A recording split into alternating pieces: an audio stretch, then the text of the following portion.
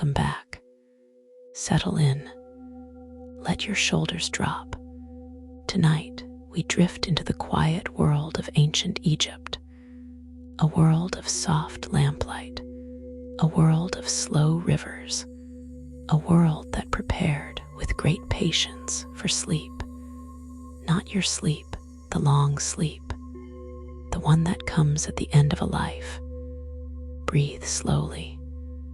There is nothing here to fear. The Egyptians believed the night was a doorway, and every doorway, they thought, deserved a careful key.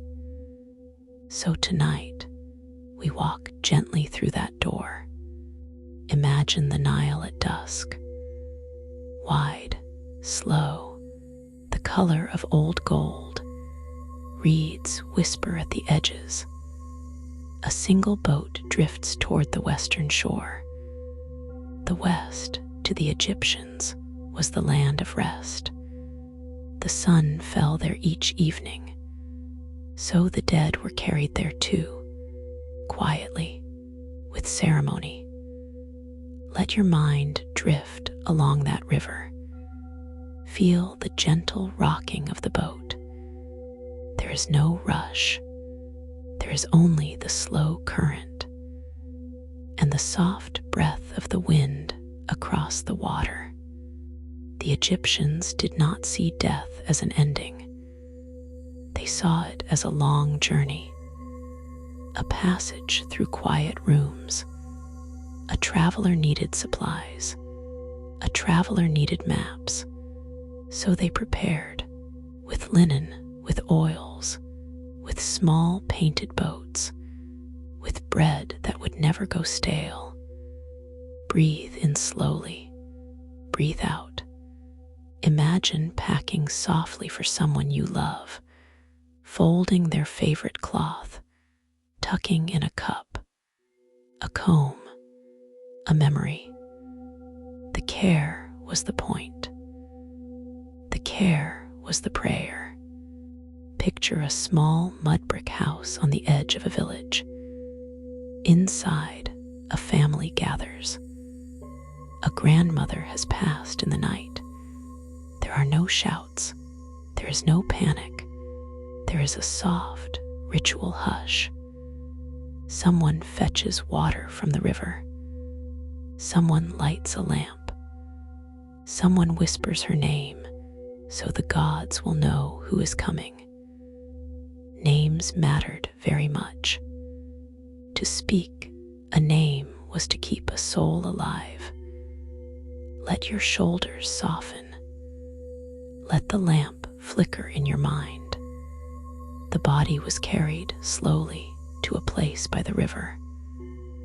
A tent of pale linen, a place of washing. The Egyptians called it the tent of purification. There, the body was bathed in water from the Nile, cleansed with natron salt, wrapped eventually in soft cloth. Breathe slowly. Imagine that gentle washing, cool water, patient hands, the kind of care reserved for sleeping children.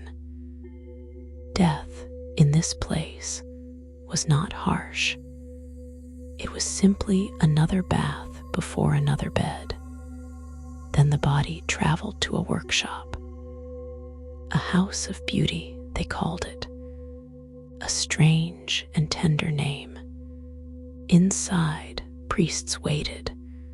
Some wore masks. One wore the long beak of the jackal god, Anubis. He was the guide of souls, the keeper of the dead, the one who walked with you in the dark. Let your mind rest on that idea, a guide who walks with you, so you do not have to find the path alone. Breathe in, breathe out. The work of preserving a body took many weeks, sometimes 70 days. The number itself was a quiet song. 70 days for the star Sirius to vanish and return. 70 days for the soul to make its passage. The Egyptians loved patterns like this. The world above mirrored the world below. The river mirrored the sky. The body mirrored the heavens. Settle in. There is no hurry tonight. We can move slowly, like 70 days of careful starlight. First came the drying. The body was covered in natron, a pale white salt gathered from desert lakes. It pulled the moisture away gently, like sand drinking the tide. For about 40 days, the body rested under this soft snow of salt. No one disturbed it. No one rushed it. Let your breath slow. Imagine a quiet room, white crystals, a still figure. Silence so deep you can hear the lamp wick crackle. Just stillness, just patience, just time doing its quiet work. While the body rested, certain organs were carefully removed, placed into 4 small jars. Each jar had a different lid: a man, a baboon, a jackal, a falcon. These were the 4 sons of Horus. Each one watched over a part of the body, each one a small guardian. Imagine 4 little watchers sitting in the dark, patient, loyal, never sleeping. So the dead one could breathe slowly. You can rest. The watchers are watching. You can let go for a while. The heart, though, was left inside. The Egyptians believed the heart was the home of the mind, the seat of memory, the keeper of every choice you ever made. They could not imagine sending someone into the next world without it. Picture that softly. A small, quiet heart kept in its place, carrying a whole life, every laugh, every sorrow, every gentle morning, every long evening. Tonight, let your own heart rest. It has carried so much already. Let it grow soft and slow. After the drying came the wrapping. Long strips of linen, sometimes the length of a small river, wrapped in slow, patient layers, around the fingers, around the arms, around the chest. With every layer, a priest spoke a quiet spell. Each spell a small blessing. Each blessing a small lamp lit for the journey. Breathe in slowly. Imagine being wrapped gently in soft cloth.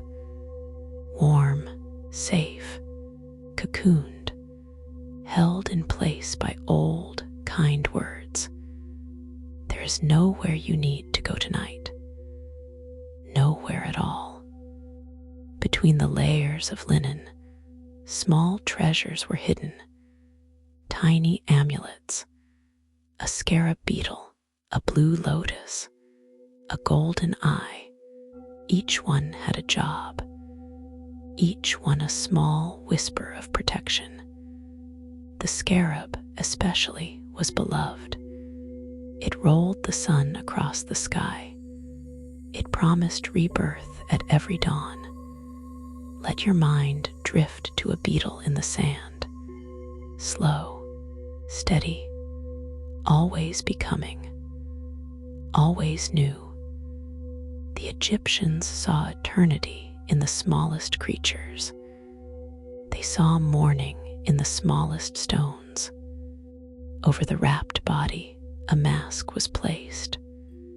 Sometimes painted wood, sometimes gleaming gold.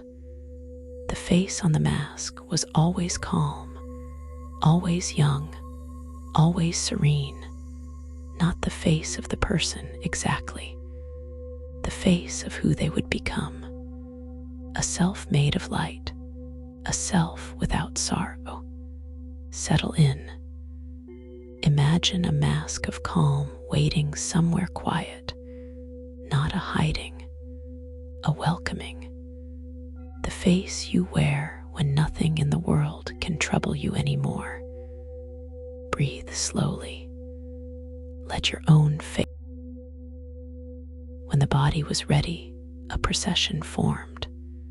Family, friends, servants, musicians, mourners with long, loose hair. They walked together toward the western desert, slowly, with long, deliberate steps. Some carried flowers, some carried bread, some carried the small painted boxes that held the jars of guardians. Imagine that quiet parade, sand under sandals, soft singing, the thin, sweet sound of a flute, nothing hurried, nothing harsh, just a long, slow walk toward the place of rest, toward the place of. At the tomb, an unusual thing happened. A priest stepped forward with a small, curved tool. He touched it gently to the mouth of the mask, to the eyes, to the ears. This was the opening of the mouth, a ritual that gave the body back its senses, so the dead could speak again, eat again, hear again. In the world to come, breathe slowly. The Egyptians did not want their loved ones to be silent forever, so they performed a ritual of return, a ritual of voice. Inside the tomb, walls were already painted, bright once in life, soft now in lamplight, scenes of gardens, scenes of feasts, scenes of hunting in the marshes with cats and ducks. The Egyptians believed these paintings would come alive in the next world. A garden you painted was a garden you would walk. A river you painted was a river you would swim. Let your mind drift. What gardens would you paint if you had time? What river would wait for you? Just imagine. Softly, among the paintings were rows of small servants, tiny figures with tiny tools. The Egyptians called them shapti, little helpers made of clay or blue glaze. They were placed in the tomb to do any work the dead might be asked to do: plowing, carrying water, tending fields. Imagine an army of small blue figures sleeping in a wooden chest, quiet, loyal, ready to lift any burden. The Egyptians believed even the next world might have chores, so they sent help in advance, always thinking of others, always thinking ahead. Settle deeper into your pillow. There is no need to count tonight. Picture the tomb sealed at last, a heavy stone, a whispered prayer, wax pressed with the seal of the priests, then silence, real silence, the kind that gathers in old, deep places. The lamp is left burning. The food is left fresh. The boats are tucked into corners, everything ready, everything waiting. Outside, the desert wind moves over the sand like a slow hand smoothing a sheet. Smoothing, smoothing, smoothing. The Egyptians believed the soul was not one thing. It was many. Layers like the layers of linen. There was the Ka, the life force, the breath that made you, you. There was the Ba, the personality, the spark of who you were. There was the Ak, the radiant soul joined with the stars. Imagine 3 soft lights inside you, each one quiet, each one yours. Tonight, let them rest. They do not need to do anything. They simply have to be. Breathe in, breathe out. The Ba was often pictured as a small bird, a bird with a human face. It could leave the tomb at night, fly above the desert, visit the places it had loved in life, a favorite tree, a garden wall, a doorway where someone used to wait. In the morning, it returned, quietly, as if it had only stepped out for air. Imagine a small bird visiting the places you have loved, softly, with no need to be seen, just to remember, just to circle, just to come home.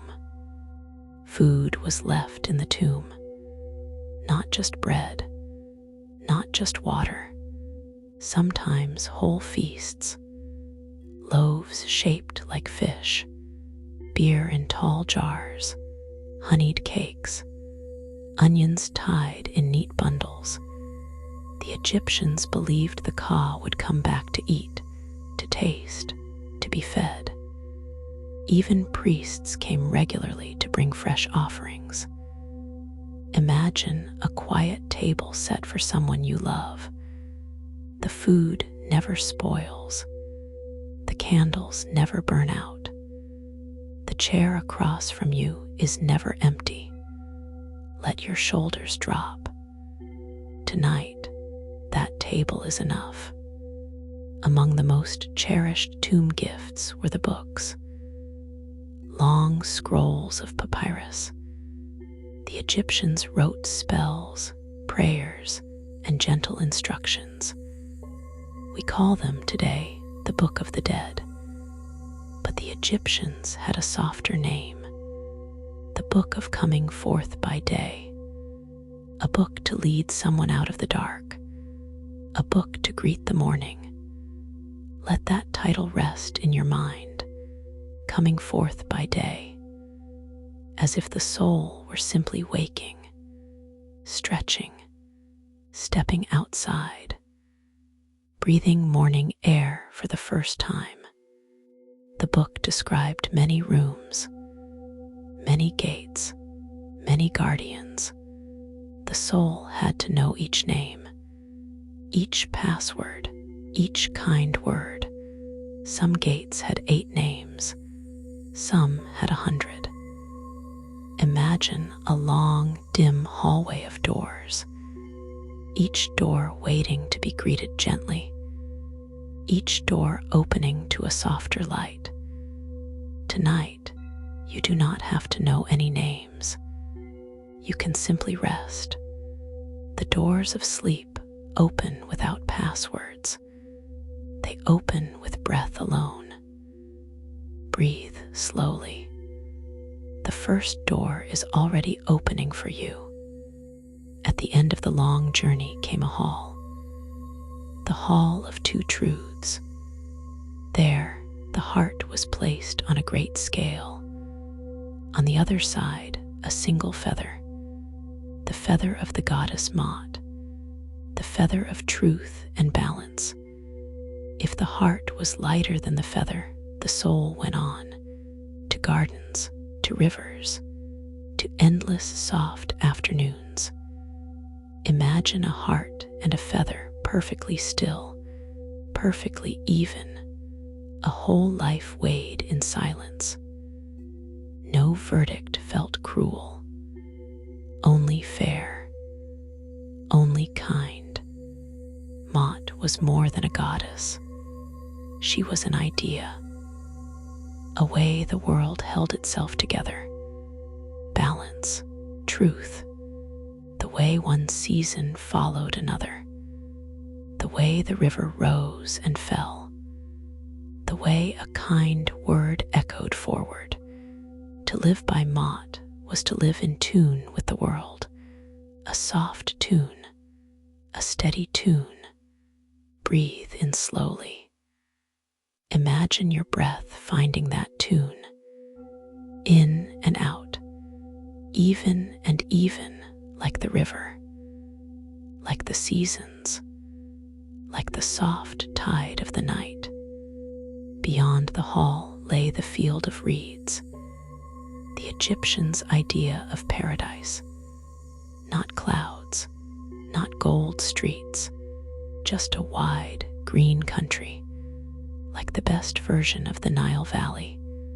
Tall reeds, cool water, endless grain, loved ones waiting, cats curled in the sun.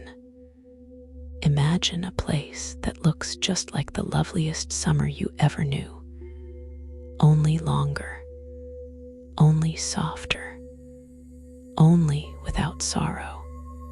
Settle into your pillow. You do not have to travel there tonight. You only have to remember that such a country could be imagined. Not every Egyptian was a pharaoh. Most were not. Most were farmers, bakers, potters, weavers. Their burials were simpler: a reed mat, a small hole in the warm sand, a clay pot of grain placed beside them. The desert itself preserved them, the dry air, the patient sun. No pyramids needed, no gold needed, just sand and care. Imagine a quiet grave at the edge of a field, a single pot, a single name whispered into the dusk. Even small ceremonies were enough. Even small farewells were holy. For the wealthy, tombs grew larger, carved into cliffs, tunneled under sand, hidden in valleys. Some had chambers behind chambers, hallways leading to hallways, false doors, true doors, stairs that turned, rooms that whispered. The architects worked slowly, year after year, generation after generation. Breathe slowly. Imagine an underground house made for someone to dream in forever. Cool, quiet, lined with poems, lined with stars. The Egyptians were not afraid of long projects. They thought in centuries. They built for the patient, distant future.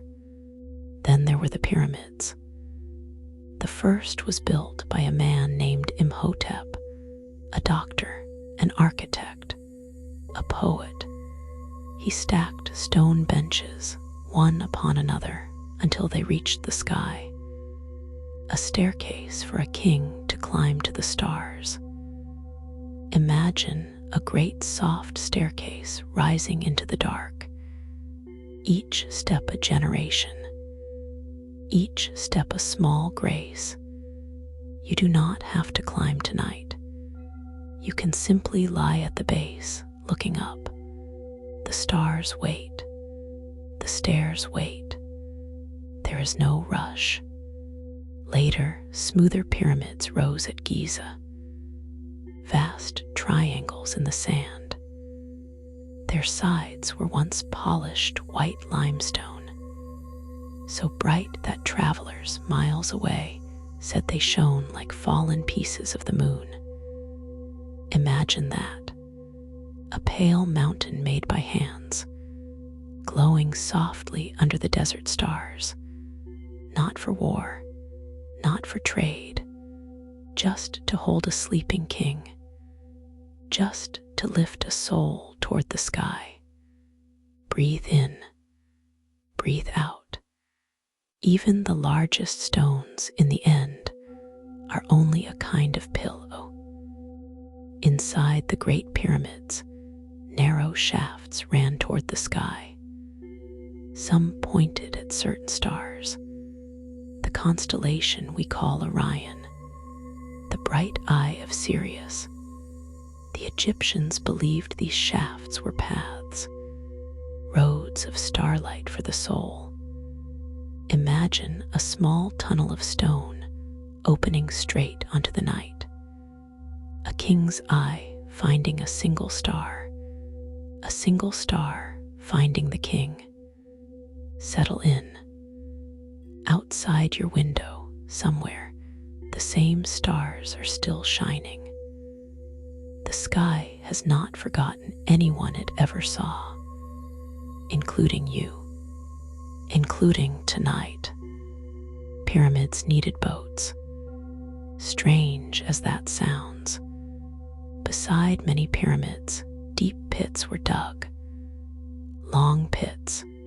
Inside, full-sized wooden ships were placed, sometimes whole, sometimes carefully taken apart. The Egyptians believed the dead king would need a boat to sail with the sun across the sky, to cross the great waters of the underworld.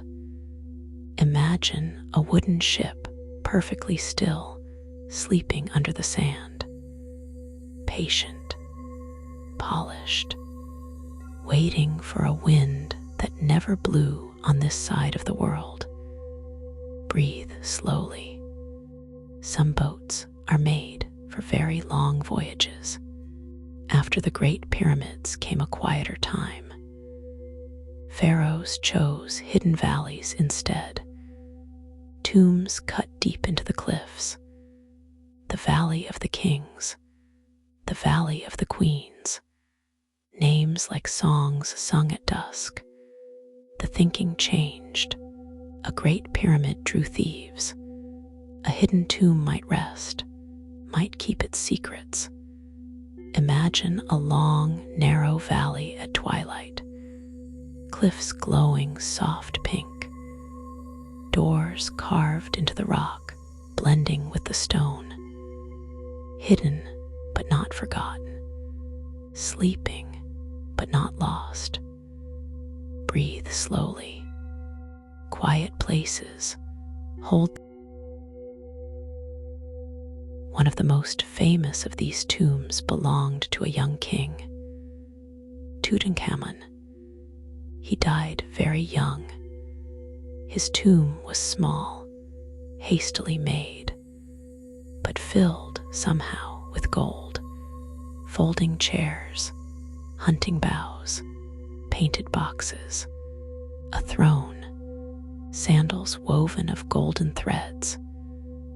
Imagine a tiny room packed kindly with everything a young king might want: toys, tools, memories, as if his family had simply tucked him in for a long, quiet night, with every favorite thing within reach. Settle in. Let your own favorite things sit nearby. You are safe. The Egyptians loved color. Tomb walls were painted in soft turquoise, warm ochre, deep, dusty red, black made from soot, white made from chalk, blue made by grinding desert stones. The colors held meaning. Green was rebirth. Blue was the sky and the river. Yellow was the eternal flesh of the gods. Imagine a wall slowly filling with quiet color. A goddess in turquoise, a field in soft green, a river of patient blue. Breathe slowly. The Egyptians believed even color could carry a prayer. Cats had their own burials too. The Egyptians loved cats deeply. They saw the goddess bastet in every soft yawn, every slow blink. When a beloved cat died, families sometimes shaved their eyebrows in mourning. The cat would be wrapped in linen, placed in a small painted coffin, buried with care alongside its people. Imagine that, a whole household weeping over a small striped friend, then folding the cloth gently around its sleeping body. Settle in. The Egyptians grieved the small loves too. Every love was worth a ritual. Whole cities of cat burials have been found. Long galleries beneath the sand. Thousands of small wrapped figures. Each one once a household friend. Each one once curled on a warm lap. Imagine those quiet rows. Tiny shapes in linen. Sleeping, always sleeping. Tonight, perhaps a real cat sleeps near you, or once did, or one day will. Breathe slowly. Picture a small, warm shape breathing in time with you. The Egyptians knew. A purr is its own kind of prayer. Other animals were honored too. Falcons, ibises, bulls, crocodiles, each one connected to a god, each one given its own slow ritual. The bull, called Apis, was treated like royalty, fed the finest grain, bathed in sweet oils. When it died, the whole country mourned. A new bull was found with sacred markings, and the cycle began again. Imagine an old bull walking slowly through gardens, knowing only kindness. The Egyptians believed the divine could rest in the gentlest places, in the soft, brown eye of a creature. The river itself was part of every burial. The Nile flooded each summer, soft and inevitable. The flood brought black, rich earth, life from above, life from upstream. The Egyptians saw the same pattern in death: out, then back, down, then up, loss, then return. Breathe slowly. Imagine the river rising gently over a tired field. Imagine it falling gently weeks later, leaving the field richer than before. Some endings, the Egyptians believed, are only quiet beginnings. Some quiet beginnings look very much like rest. The god Osiris ruled the land of the dead. He had once been a king. Then he was lost. Then, in the old stories, he was found and made whole again by his wife Isis. He became the green god, the god of growing things, of returning things, of patient resurrection. Imagine a soft green figure on a quiet throne, not stern, not cold, just kind, just steady. The Egyptians wanted at the end to be welcomed by such a face, not judged harshly, simply welcomed, simply known. Isis was the Great Mother. Her wings in paintings were vast and soft. She wrapped them around the dead, around the living, around anyone who needed shelter. Her name meant throne, the seat of all things. Imagine wide, feathered wings folding around you, warm, patient, without question. The Egyptians wanted to fall asleep believing they were held, not floating, not falling, held. Breathe in, breathe out. Tonight, you are held by your blanket, by your bed, by the slow, kind weight of the night.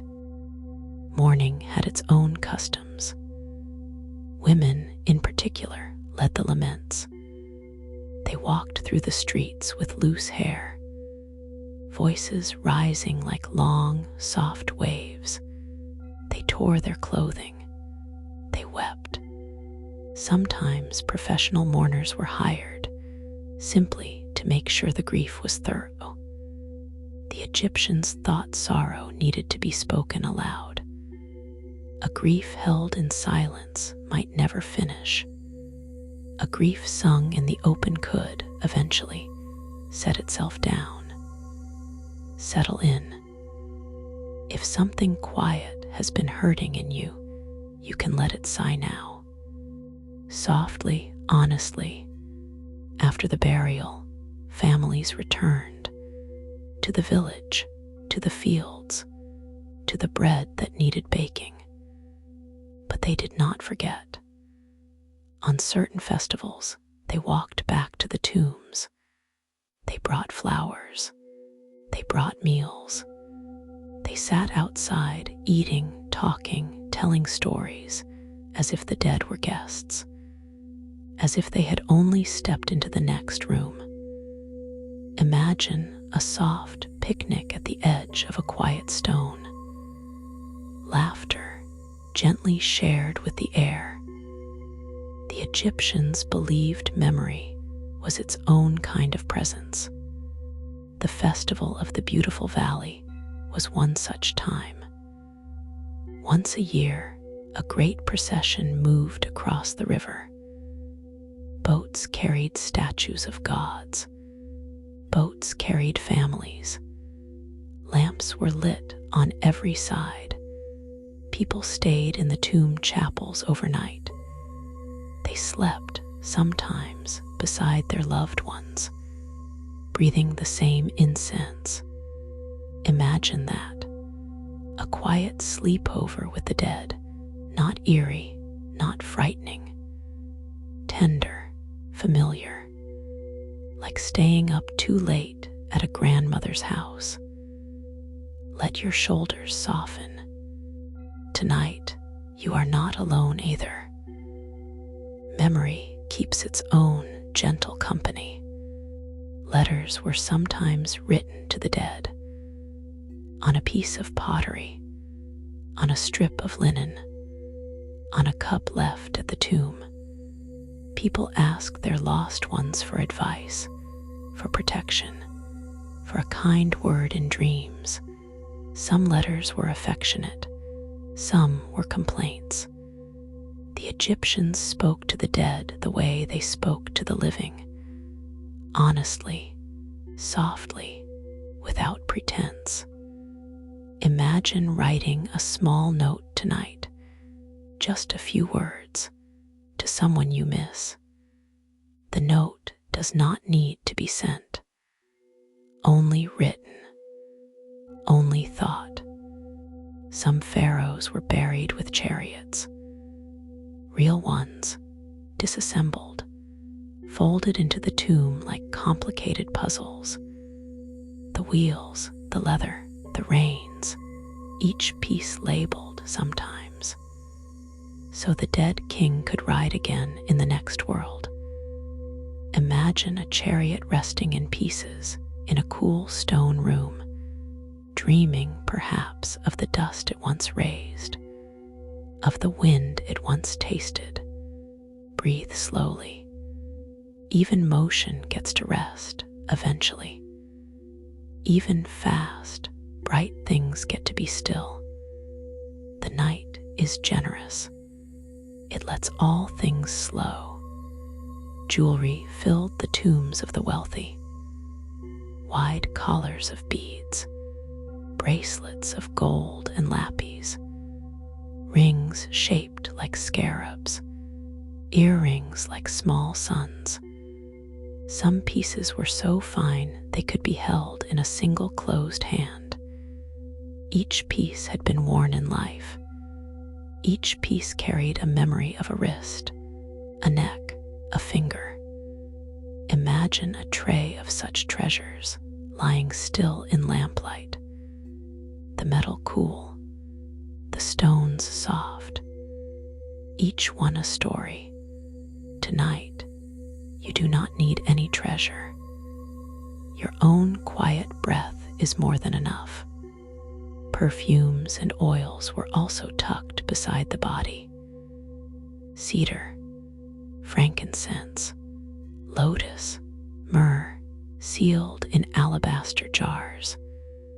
The scents were meant to please the gods, to calm the senses, to smell in the next world of gardens and ceremony. Imagine the soft, slow opening of an old jar, the sweet, deep breath of resin, a perfume older than your great-great-great-grandparents. Settle in. Imagine such a fragrance drifting through the room, calming, slowing, easing every small tightness in your shoulders, easing every quiet thought. Music followed the dead as well. Harps, sistra, those gentle rattles that sound like wind in leaves, flutes, drums. At funerals, music was played slowly, with care. Songs about the river, songs about the stars, songs that reminded everyone the world kept turning. Imagine a small, soft harp playing in a stone room, the notes round and patient, not sad, not bright, just steady, just kind.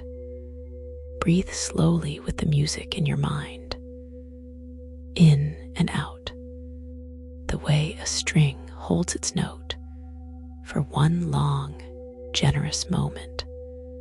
Some tombs held wooden models, tiny kitchens, tiny bakeries, tiny boats with tiny rowers, tiny gardens with tiny trees, whole little worlds frozen in mid-motion.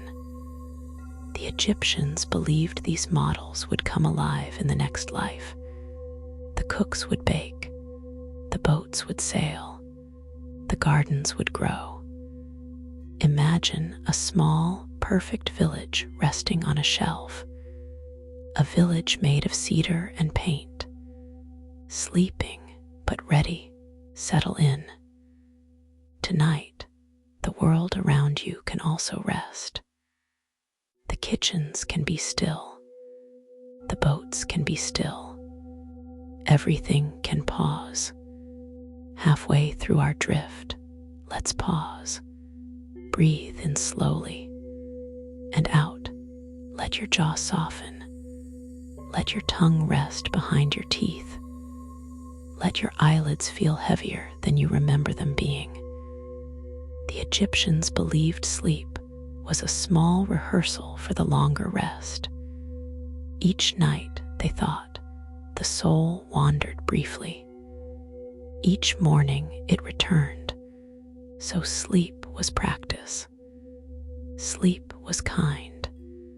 There is nothing strange about closing your eyes. It is the oldest, most natural thing your body knows. Settle in. Let the next breath be even slower. Egyptian beds were curious things, often slightly tilted, the head higher than the feet, with a small wooden or stone headrest instead of a soft pillow. The headrest cradled the neck.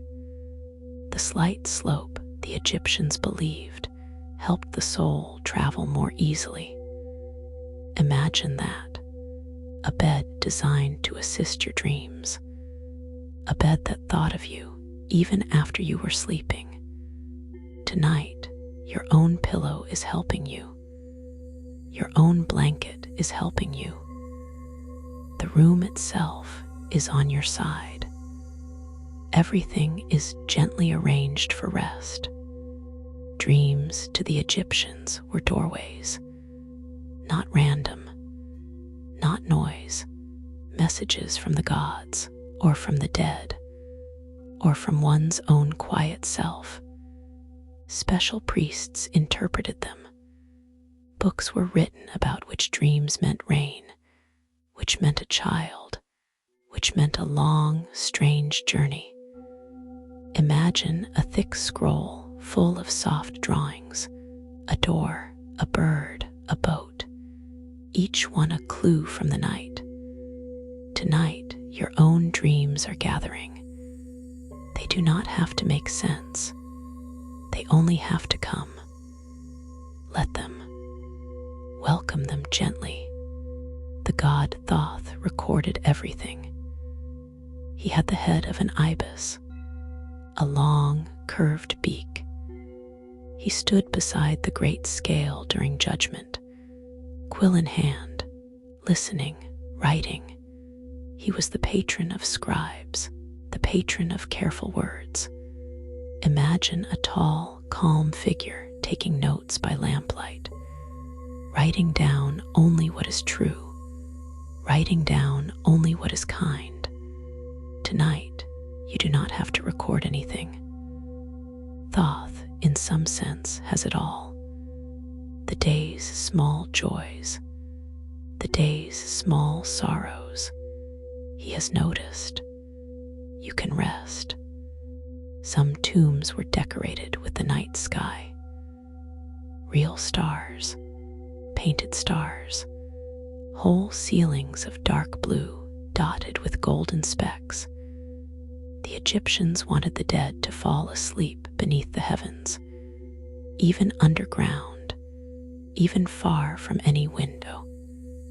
Imagine looking up at a stone ceiling and seeing constellations. The Big Dipper, Orion, the river of stars we now call the Milky Way. Settle in. Look at the ceiling above you in your mind.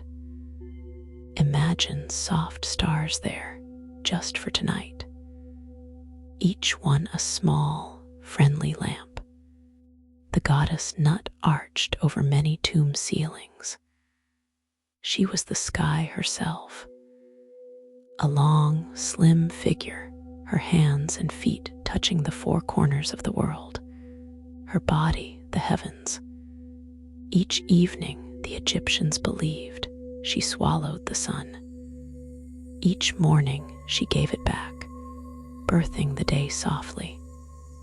Imagine the entire night sky as a goddess curving over you, patient, generous, holding the stars in her dark skin. Breathe slowly. The sky has always been a kind of body, ancient, vast, full of small lights. The sun god Ra traveled by boat, each day across the bright sky, each night through the dark underworld. The Egyptians wrote long, dreamy poems about his night journey, through 12 gates, through 12 hours, battling briefly a great serpent, then rising again at dawn. Imagine that, a small golden boat sailing through deep water in the dark, with patience, with courage, with friends rowing softly at the oars. Settle in. The night is just a long, kind boat ride. By morning, you will be on the other shore. Some pharaohs were buried with their wives, or beside them, in matched chambers, in matched coffins. The royal couples often hoped to wake in the same garden, to stroll again through the same gardens, to watch again the same river move. Imagine an old, gentle love, hands long held, words long traded. The Egyptians believed even such love did not have to end. It could be wrapped, like everything else, in patient linen, carried softly into the next morning. Breathe slowly. Some bonds are made for very long journeys. Children, when they died, were buried with their toys. Small rag dolls, wooden animals on wheels, tiny clay marbles, painted balls. The Egyptians could not bear the thought of a child going alone, without a friend, without something to hold. Imagine a small, careful hand placing a wooden cat into a tiny coffin, whispering its name, tucking the blanket softly around it. Such tenderness across thousands of years. The same tenderness you would offer. The same tenderness offered, surely, to children in every age. Settle in. Tenderness is older than empires. Workers built the great tombs over many years. They lived in their own village, a place called Deir el Medina. Stone houses, narrow streets, bread ovens, small altars, letters and grocery lists have survived from there. Notes about onions, notes about back pain, notes about who borrowed a hammer. Imagine the people who built eternity complaining about onions. They were just like us. They got tired. They missed their families. They left jokes scratched on bits of stone. Breathe slowly. The makers of the eternal were always, also, simply alive. These workers were also the first known to go on strike. When their grain rations were late, they laid down their tools. They walked out of the valley. They sat in front of the temple, refusing to move. The pharaoh's officials hurried to negotiate. Bread arrived. The men returned to work. Imagine that. Even those building tombs for the gods needed bread on time. Even the most patient hands grow hungry. Settle in. Your body has needs too. Tonight it needs rest. Honor it gently. Let it have what it needs. Tomb robbers, sadly, were also part of the story. Even ancient Egyptians broke into ancient tombs. They knew where the gold lay. They tunneled in the dark. They left footprints in the dust. Some were caught. Some left behind only a single sandal. Their stories are written, oddly, on official scrolls, trial records, confessions. Imagine a long ago judge listening patiently to a thief, writing it all down. Even crime in Egypt was carefully recorded. Every story mattered. Every footprint, in some sense, was preserved. Breathe slowly. So many small lives, so much small attention. Some pharaohs, fearing robbers, hid their tombs cleverly. False entrances, sealed corridors, heavy stone plugs, even in some cases, a second tomb to confuse the curious. Imagine the architects sketching by lamplight, drawing tunnels that turned, doors that lied, all to protect a single sleeping body. Tonight, your room is much simpler. One door, one window, a blanket, a pillow. No tricks, no traps, just the soft architecture of rest. The Egyptians, in their elaborate way, would envy how easily you can fall asleep. Just close your eyes. Mummification did not always work the same way. The technique changed across centuries, sometimes more careful, sometimes more rushed, sometimes ornate, sometimes simple. The very early Egyptians did not need to embalm at all. The dry desert sand did the work. They buried bodies in shallow pits, curled like sleeping children, surrounded by a few small pots.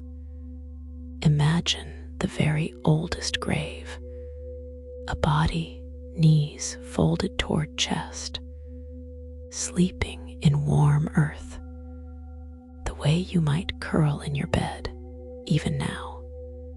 Breathe slowly.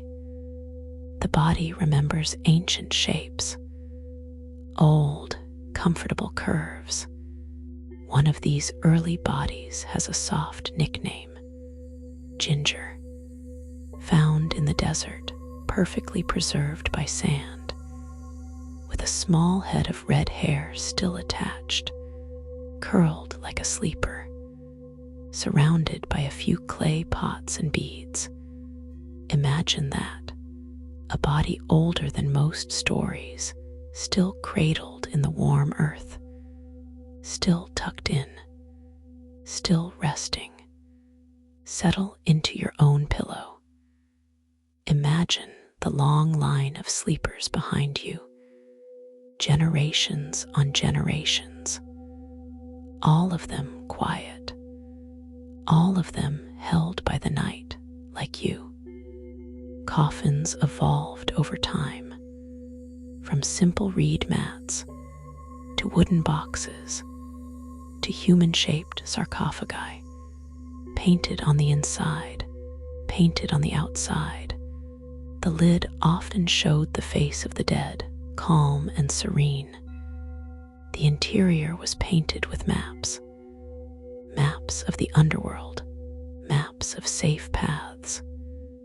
Imagine a coffin that doubles as a guidebook, a bed that whispers gently where to go in your dreams. Tonight, your own bed is a kind of guide. It points you toward sleep. It says, this way, this way, this way. Sometimes coffins were nested, one inside another, like soft wooden onions, 3 layers, 4, 5, each layer painted, each layer carved, each layer a small, separate kindness. The outermost protected the next protected the next, until at last the body lay in the smallest, most private coffin. Imagine being held in nested layers, each one its own embrace.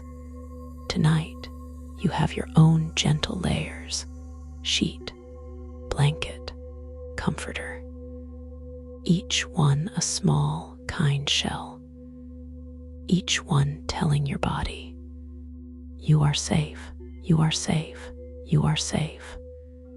Inscriptions on tomb walls often invited the visitor to speak. They asked passers-by to say the dead person's name aloud, to recite a small offering prayer. Bread, beer, a cool breeze. Just by speaking, a stranger could nourish a soul. Imagine that gentle exchange, a stranger walking by, pausing, reading aloud, then walking on, having quietly fed someone they never knew. The Egyptians believed kindness traveled through breath, through sound, through simple, generous attention. Breathe slowly. Even your soft breath right now is a kind of offering. Some tomb walls list everything a person had done that was good, not boasted, listed quietly. I gave bread to the hungry. I gave water to the thirsty. I never made a child cry. I never made a worker overwork. I lived in balance. I tried. The Egyptians called this the negative confession, a tally of gentle restraints.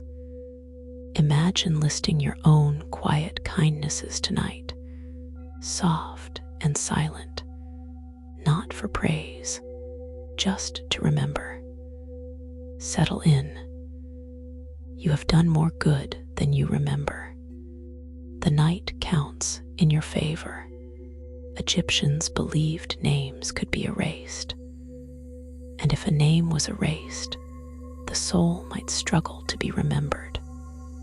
Some pharaohs, out of rivalry, scratched their predecessors' names off monuments. Others restored them generations later, carved them back into the stone. Imagine someone hundreds of years after a quiet quarrel kindly putting a name back, a name they never knew, a name they thought deserved its place. Tonight, somewhere, your name is being thought of by memory, by love, by the soft mathematics of attention. You are not erased. You are here. Pharaohs often built mortuary temples, not the tomb itself, a separate place, a place for offerings, for prayers, for ceremonies year after year. These temples had soft gardens, pools, lotus flowers, statues with calm, half-smiling faces. Imagine a quiet temple courtyard, water rippling softly, lotus flowers opening at dawn, a statue half-smiling in eternal patience. Settle in. The Egyptians built quiet rooms for the dead. You can build a quiet room in your mind. Gardens, pools, a patient half-smile waiting just for. Many tombs included little stone tables, offering tables, carved with shapes of bread loaves, beer jugs, lotus blossoms. Even when actual offerings were absent, the carved images were thought to suffice. The picture of the bread became, in some way, the bread itself. Imagine that. A drawing strong enough to feed a soul. A picture patient enough to last forever. Tonight, the soft picture of rest can feed your tired body. Just imagining sleep is, in its way, the beginning of sleep. Breathe slowly. The image is already kind. Some Egyptians could not afford grand burials, so they shared tombs, family members tucked together over generations, old grandparents, new bobbies, aunts, uncles, all laid gently in the same quiet room, with the same painted walls watching over them. Imagine a family bed, but for the long sleep, generations curled together in stone, not crowded, not disturbed, just close, just companioned. The Egyptians did not believe in lonely deaths if they could help it. Settle in. You are not alone tonight either. The whole house breathes with you. Coptic Egyptians, much later, kept some of these old habits, wrapped their dead carefully, painted small portraits onto wood, placed them over the face. The faces look strikingly real. Wide eyes, soft mouths, like photographs from before photographs. Imagine a soft portrait looking back at you across thousands of years. Calm, curious, familiar. The Egyptians wanted the dead to be seen, to be recognized, to be greeted even by strangers like a long-lost friend. Breathe slowly. Tonight, somewhere, your own face is being remembered tenderly. Sand, more than anything, was Egypt's preserver. It is dry. It is patient. It does not let things rot. It simply holds. Cloth, wood, bread, bone, sand keeps. So many tombs survive not because of locks or stone, but because of sand. The desert itself is a kind of museum, a soft, golden archive. Imagine a slow wind smoothing dunes, burying, saving, hiding. Imagine the desert as a great, patient librarian, tucking away the stories of every life. Settle in. Your own day is being tucked away, gently now too. When archaeologists open a tomb, they often describe a strange feeling. A wave of dry, cool air, a scent of cedar and dust, a silence so complete it has its own weight. They speak in soft voices. They move slowly. They feel, even if they don't believe in such things, that someone has been waiting.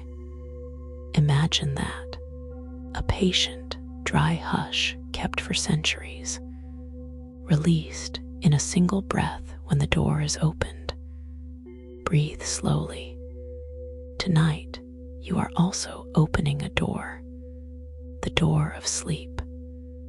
Quiet, dry, kind. Howard Carter, the man who found Tutankhamun's tomb, peered in through a small hole. He was asked, "Can you see anything?" He answered after a long pause, "Yes, wonderful things. Wonderful things." Imagine pressing your eye to a small, dusty opening, then slowly becoming aware of gold, of color, of the quiet, intact treasures of a young king. Wonderful things. The Egyptians, in some sense, had succeeded. They had kept his belongings safe. They had kept his story whole. Settle in. The night is also full of wonderful things, hidden gently in your dreams. In the small workers' village, the dead were buried in pyramids of their own. Tiny ones, just a few stones tall, mud brick, painted soft white. The workers built for themselves what they could not afford as kings, just a small triangle reaching for the same sky. Imagine that, a modest pyramid the height of a young child, painted with care, standing in the desert wind.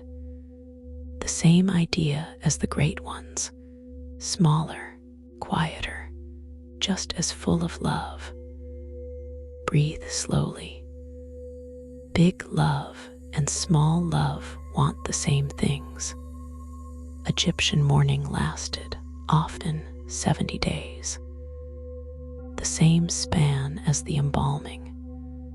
After that, the family eased back into ordinary life, not forgetting, not pretending, just gradually finding the rhythm of the river again.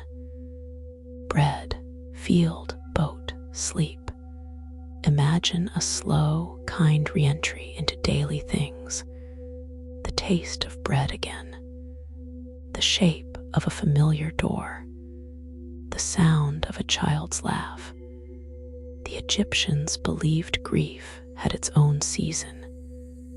And like every season, it eventually softened into the next. Settle in. Soft seasons follow hard ones. Always. There is an old Egyptian saying, to speak the name of the dead is to make them live again. So names were carved everywhere, on walls, on statues, on small stones beside the road. Even a passing stranger reading aloud could keep a soul alive. Imagine that. a whole civilization committed to remembering, out loud, across thousands of years. Tonight, somewhere on the planet, a name from that ancient world is being read by candlelight, by a student, by a tourist, by a quiet librarian.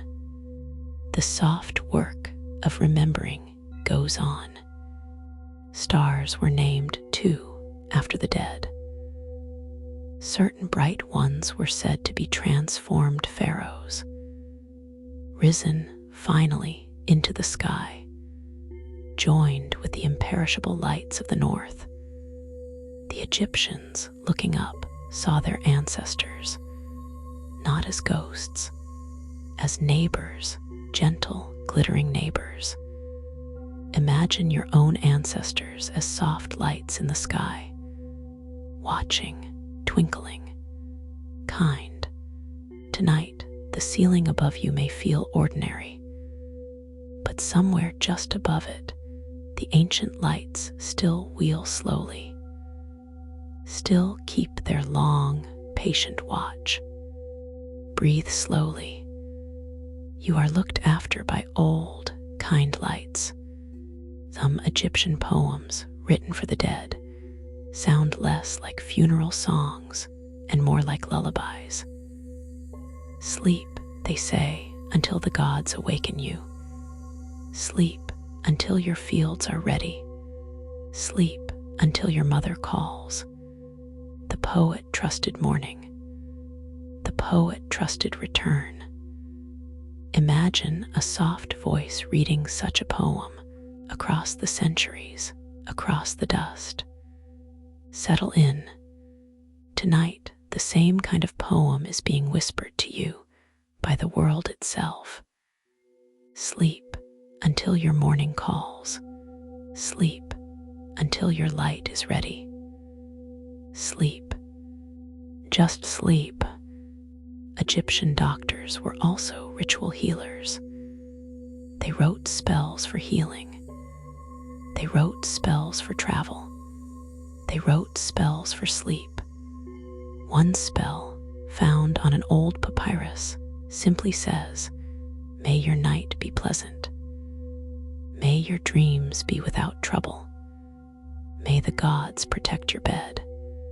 Imagine that ancient blessing, drifting across the centuries, landing softly on your pillow tonight. May your night be pleasant. May your dreams be without trouble. May the soft gods of rest protect your bed. Breathe slowly. The blessing is yours. Among the loveliest tomb paintings is a banquet scene. Friends seated together, music playing, lotus flowers held to noses. The lotus, to the Egyptians, was a symbol of rebirth. Each evening it closed, each morning it opened, a small, soft clock for hope. Imagine a long, low table, soft cushions, lotus blossoms in a bowl, friends laughing in the candlelight, a musician plucking a quiet harp. The Egyptians filled their tombs with such scenes, so eternity would smell of lotus, so eternity would sound of laughter. Settle in. Imagine that table waiting. Even shadows were considered in Egyptian thought. The shadow was one of the parts of a person, inseparable, faithful, always there in the bright sun. The Egyptians did not want the shadow left behind, so spells were written to send it along. Into the next world, imagine your own shadow, patient, quiet, following you all your life without complaint, through every doorway, through every season. Tonight, your shadow rests too, on the wall, on the floor, near you. loyal even in the dark. Breathe slowly. Even your shadow is at peace. Some royal mummies were preserved so well that thousands of years later, we can still see the soft lines on their faces. Smile lines, frown lines, the faint creases of a lifetime of expressions. The Egyptians, in their care, preserved not just bodies, they preserved expressions, glimpses.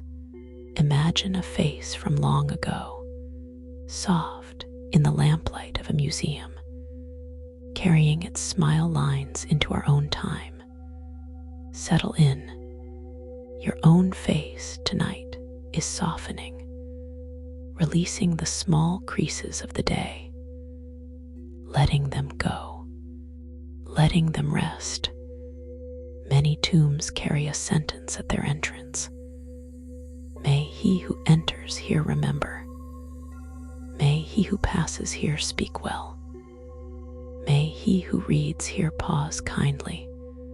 Such polite invitations, such soft instructions, as if the dead were quiet hosts asking only for civility.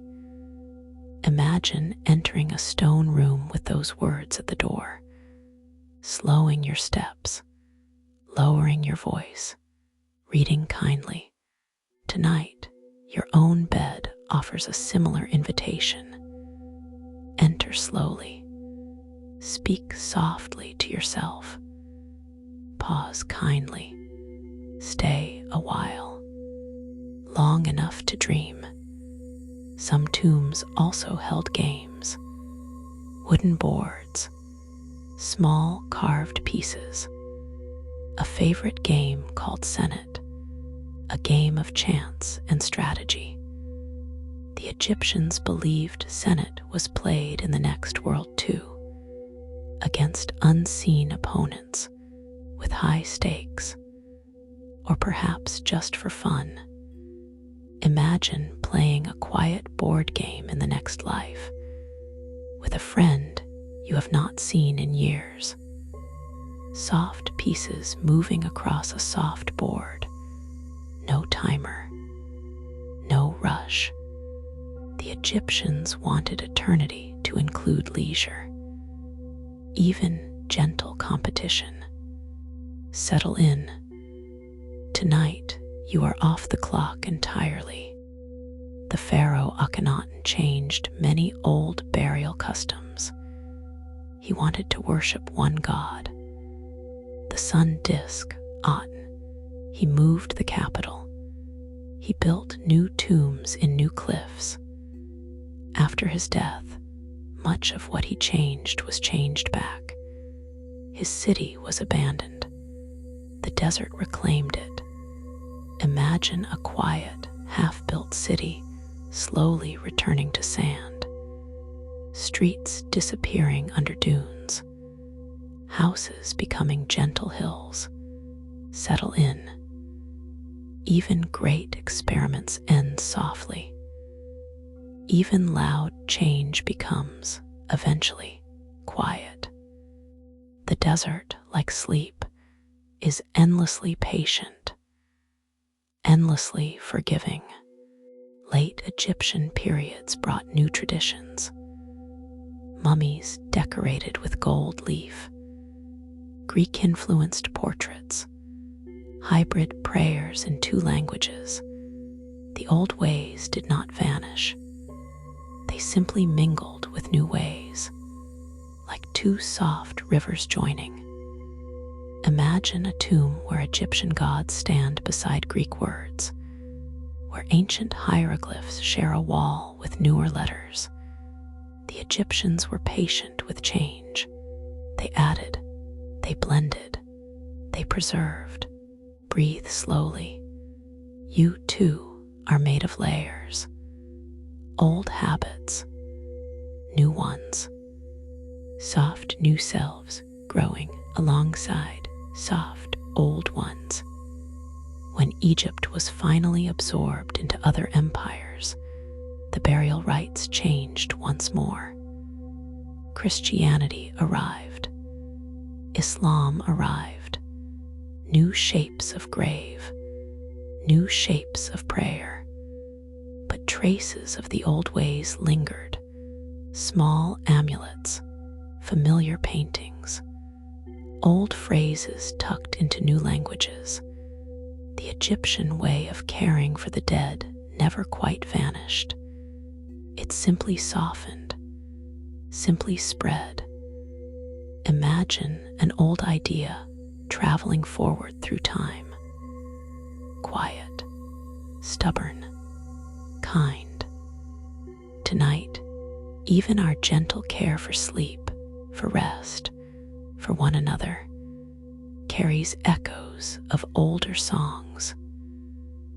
Songs.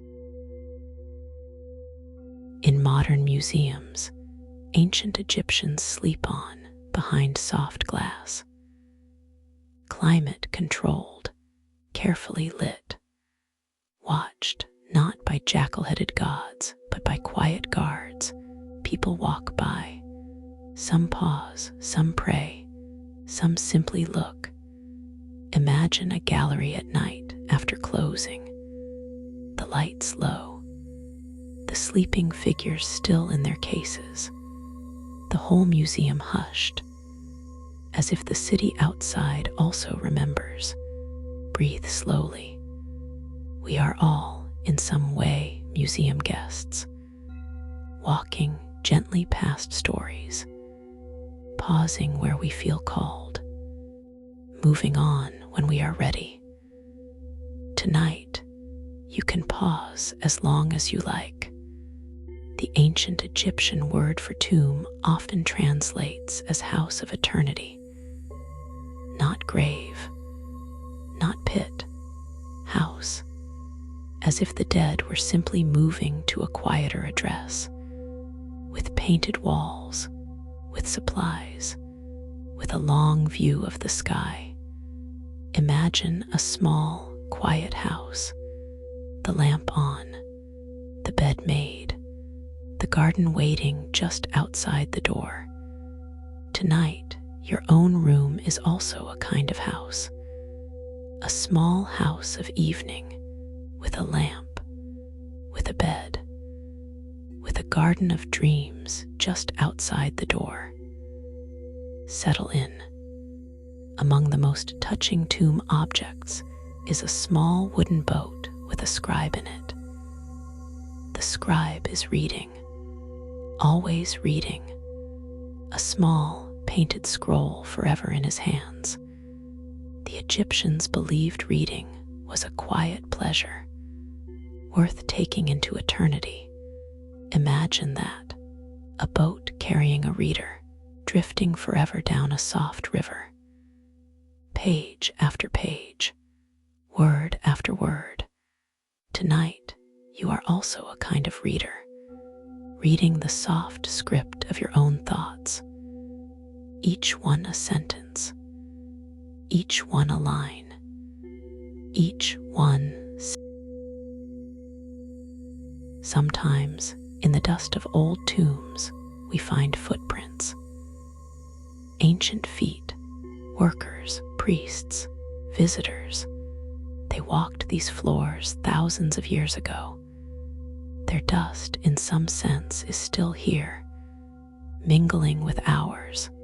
Imagine that, the footprints of ancient devotion, still patient on a stone floor, still waiting to be honored. Tonight, your own feet rest. Their work for the day is done. They have walked you safely home. Settle in. You can place a small thank you in your mind for each foot, for each step, for each ordinary, sacred journey of the day. Tomb hymns sometimes address the night itself. Hail to you, evening. Hail to you, kind darkness. Hail to you, soft lifter of the day's burdens. The Egyptians spoke to the night as a friend, as a relative, as a being worth thanking. Imagine Imagine speaking softly to the night. Hello, kind dark. Hello, gentle lifter of the day. Hello, soft holder of my dreams. Breathe slowly. The night, in its way, hears you. The dark in your room is friendly tonight, older than fear, quieter than thought, wider than sleep itself. Across the centuries, Egypt has taught us many things: how to grow grain, how to count days, how to sail, how to write. But perhaps the deepest lesson is simpler. Care for what you love. Wrap it gently. Speak its name. Light its lamp.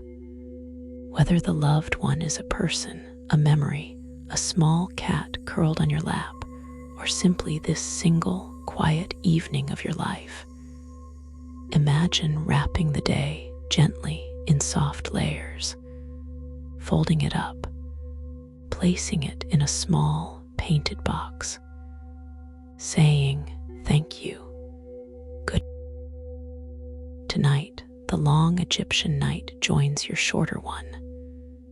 Their lamps and your lamp, their pillows and your pillow, their soft hymns and your soft thoughts, all gathered into the single, kind dark.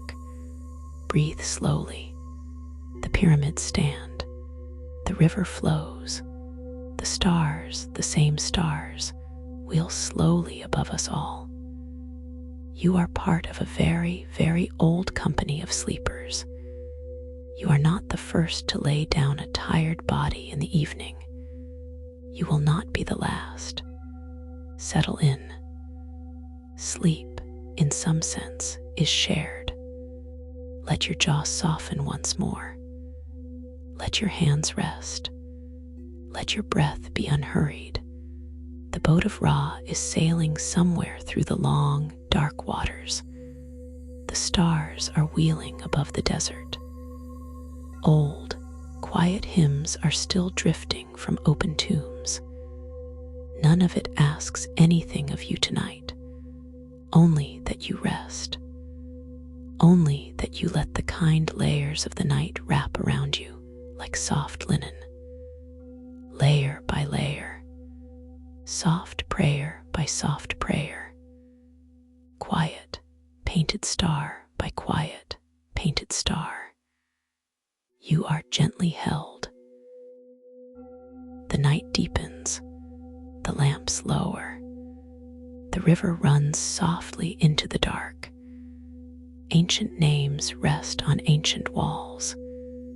Ancient hands rest on ancient cloth. And you rest too, in your bed, in your room, in your own quiet house of evening. There is nothing left to think about tonight. There is only breath, only weight, only soft, patient sleep opening like a slow blue lotus. Welcome, welcome, welcome. Let your thoughts slow. Let your eyelids close. Let the long, kind night carry you. Drift, just drift,